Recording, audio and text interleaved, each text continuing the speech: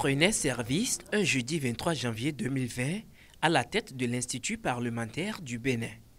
38 mois après, Djima Fataou passe le témoin à son successeur en adressant des mots de gratitude au président de l'Assemblée nationale après avoir évoqué le chemin parcouru. Ce dont je me réjouis, c'est que pendant les 38 mois, et avec la significative contribution de mes collaborateurs ici présents, que je remercie encore au passage, et avec l'appui et le soutien permanent de M. le Président de l'Assemblée nationale et l'immense permanente bénédiction d'Allah, j'ai pu mettre en selle l'Institut qui, à partir de cette année 2023, prend son envol.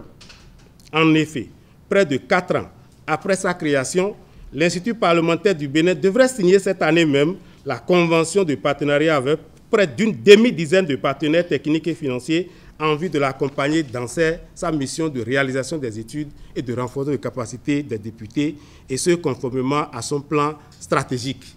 Oui, l'Institut a pu se doter d'un plan stratégique qui a défini les principaux axes stratégiques à partir d'une vision clairement gravée dans les lignes de ce document qui continue de forcer l'admiration de nombre de partenaires. Pour la directrice entrante de l'Institut parlementaire du Bénin, les œuvres entamées par son prédécesseur seront poursuivies. Les fruits tiendront la promesse des fleurs, poursuit-elle. Je tiens également à féliciter mon frère et ami, M. Djima Fataou, directeur sortant de l'IPAB, pour les défis qu'il a su brillamment relever à la tête de l'Institut de sa nomination à ce jour.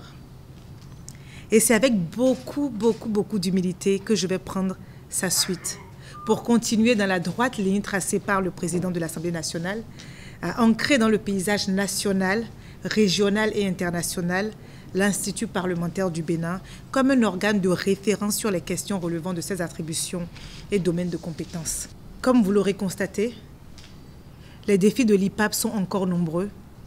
Et pour continuer à servir avec efficacité l'Institut parlementaire, nous devons travailler pour mettre en œuvre le plan de développement stratégique dont le directeur sortant a parlé.